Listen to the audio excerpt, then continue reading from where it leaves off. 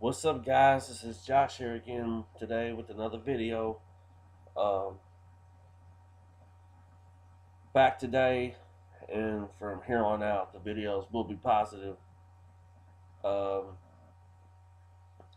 the video I made last night may have been um, fairly rude, but that was how I felt last night, and I felt like it was a video that needed to be addressed.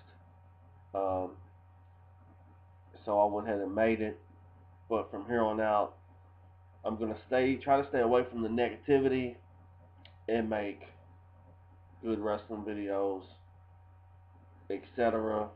Um, but yeah, that was just a video that I felt needed to be made last night.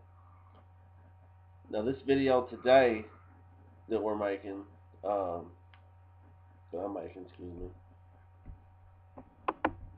is a couple weeks ago I had somebody, I can't remember which subscriber it was, but they wanted to know how I got started becoming a fan of pro wrestling.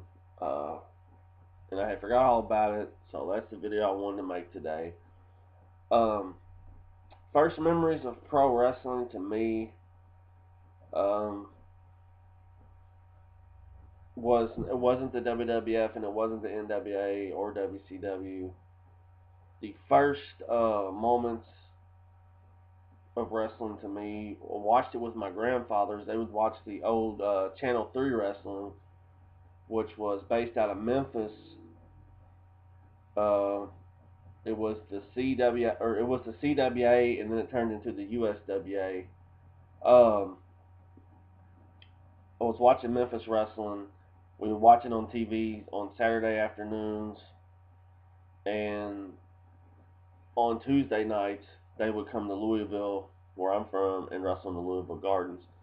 But the first memories that I have on pro wrestling, like I said, come from Memphis. It was guys like Jerry the King Lawler, Bill Dundee, Dutch Mantell, Jerry Jarrett was running it. Jeff Jarrett was there at the time. Brian Christopher, PG-13, Jamie Dundee, and Wolfie D, the Moondogs, uh, Handsome Jimmy Valiant. Uh, those guys were the first. That was the first wrestling that I ever seen, and I really, really enjoyed it. They had killer storylines, and they were really the first company, well, that I had seen that did like gimmick matches and had crazy storylines. Was Memphis USWA. Um, Tracy Smothers, I can't leave him out. There were other guys, ton of guys. Rock and Roll Express, everybody. Um, Undertaker when he was Mean Mark before he was the Undertaker, and Psycho Sid when he wore the Jason mask. All the guys that I started out watching in Memphis. Um, and then I guess about a year later, it was right after. It was right. It was my family was having a birthday party for my grandfather on a late Saturday night, and everybody was over really late. And uh, I had I had been watching TV, and there on my TV was WWF Saturday Night's Main Event. And the first guys that I actually remember seeing were Million Dollar Man, Virgil, and Andre the Giant. And it was really cool, to see a different kind of wrestling. Um, but really, the guys that got me locked into the WWF were Macho Man Randy Savage, Hogan, Rick Rude, Ultimate Warrior, believe it or not, and of course the Million Dollar Man. Um, and that was the first time I actually seen Demolition. But yeah, I was a huge fan of the WWF. After watching it, I was hooked to the WWF after that. My whole childhood, really. Uh, and then about right after WrestleMania, I think it was 6, or it might have been 5. Right after WrestleMania 5, WrestleMania 6, I started watching um, WCW and WA stuff. The first time I ever watched this was they would have the Clash of the Champions. I believe it was on Wednesday or Thursday night at 7:05 on TBS, and I got to see, like Ric Flair, uh, wow, the Horsemen, everybody. That was the first time I ever seen the Road Warriors, um, stuff like that. I really, really, sorry about the phone, guys. I really enjoyed the NWA, WCW in those days because the storylines were good, but it was more about just going out there and wrestling, and those were things. My grandfathers were into the NWA more than they were the WWF. Was like cartoonish, but it was entertaining at the same time.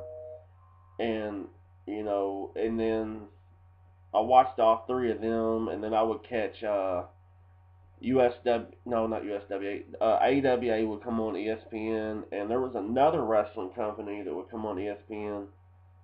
I can't remember the name of it, but it would come on all the time, and I remember seeing Harlem Heat there before they were Harlem Heat. I can't really remember the name of the wrestling company. Forgive me for that. But those are that's kind of how I got started in the wrestling business. How I got addicted to it. As a young kid watching the WWF, I had like all the figures, video games, everything. WWF was my mainstay, and I always kept up with Memphis until Memphis went under in like '95 or '96. Um, you know, I remember going to Louisville Gardens and seeing The Rock wrestling. He actually worked Bill Dundee. And this was like '93 or '94, and he had I can't remember his name back then, but it was really something weird. But that's really how I got started in the wrestling. It was Memphis, WWF, and then NWA, and I miss those days. That was when wrestling was fun to me when I was a child. Not taking anything away from the guys that do it today. As the '90s would roll on, um, I would watch USWA till it went under in Memphis, but I always watched WCW and WWF, both of them at the same time. Now there was a time in the WWF where I kind of didn't watch it as much, um, and I kind of went over to the WCW side because the guys I grew up watching were now in WCW, and then we had the NWO, which I think was probably one of the probably the greatest time to be a wrestling fan during the Monday Night Wars. Um, what really brought me back to watching the WWF though was when Bret Hart went heel.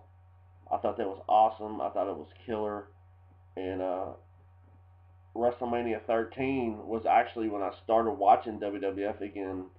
And I just remember the great match that Steve Austin and Bret Hart had. Um, and then WWF took off. I don't think there's anybody out here that's a wrestling fan my age that didn't watch the WWF when the Attitude Era was going on. Great, great stuff. And then we know WCW or WWF would go to buy WCW. Um, oh, and one thing I left out off, I always watched ECW. Um, one of my favorite guys from Memphis was always Eddie Gilbert. I know a lot of you guys probably don't care about Eddie Gilbert or know who he is, but I thought he was an excellent talent. Um, but I always watched ECW. ECW would come on really really late uh, in Kentucky at like midnight or 1 o'clock on some weird station. I don't remember the name of it, but I would always watch it, and I'd be like, "Wow, this is something different," And I was sucked right into ECW. Um,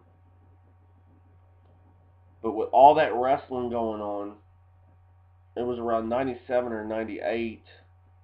Um, there was a company here. They started, it was called Ohio Valley Wrestling, OVW. Now, this was before Cornette got the deal uh, with OVW. And I remember, like, they wrestled in a gymnasium. They drew maybe 50, 60 people, but they were still drawing, and they had guys like Trailer Park Trash, Rob Conway. I remember when he first broke in, Nick Dinsmore, um, Vic the Bruiser, lots of guys, and then WWE signed with uh, OVW because Jim Cornette is from the same hometown as me, in Louisville, Kentucky. And OVW just took off. A lot of people don't know this. OVW is the second longest reigning wrestling program next to WWE. OVW, right from the jump, when they signed with WWE, they would bring in guys, Big Show, Mark Henry, Hardcore Holly, and then we would see stars like John Cena come through there, Randy Orton, Brock, Shelton Benjamin, Miz, everybody came through there, and it was a really, really fun time to be from Louisville to see that kind of wrestling. And then, over the months, seeing them on TV, but really cool time. OVW still going today. Like Cliff Compton actually was there with some other guys, but that was just my start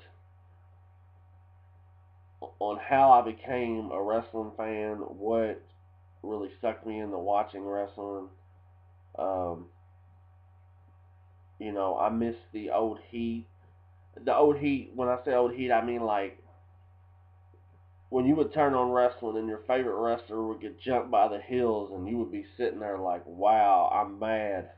This shit looks real. There's no way this could be fake. And that type of shit is what I miss the most about pro wrestling. But this has just been my video on how I got into the pro wrestling and some of the guys I grew up watching. And I hope this video kind of lets you know a little bit more about me, uh, what I got into the wrestling, how I got into wrestling, and etc. Um, but yeah, that's it for this video. Like I said, from here on out, I'm going to have positive videos and just ignore all the dumb shit because it's really not worth my time. And I really, even if I acted an ass last night, I was just trying to get a point across. This is just YouTube. We're just talking wrestling, guys, and it's not that serious. It's not that serious. But I hope you guys have a wonderful weekend. And I will see y'all next time.